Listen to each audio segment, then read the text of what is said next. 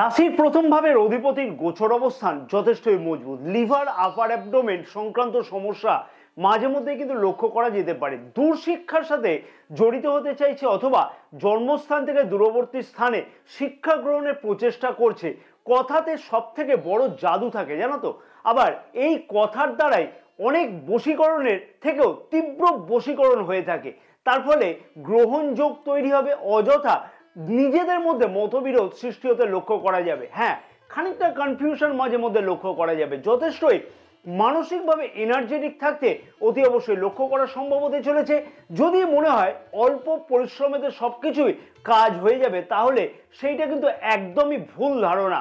শনি গ্রহ 29শে মার্চ 2025 থেকে গোচর অবস্থান পরিবর্তন করবে এবং শনির 7.5 তৃতীয় চরণ শুরু হচ্ছে কুম্ভ রাশিতে।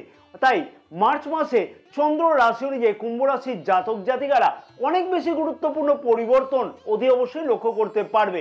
এবং স্বাস্থ্য, শিক্ষা, প্রেম সম্পর্ক, বিবাহিত সম্পর্ক, ভাগ্য, কেরিয়ার, অর্থ, ব্যবসাতে কি ধরনের গুরুত্বপূর্ণ পরিবর্তন ঘটতে চলেছে মার্চ মাসে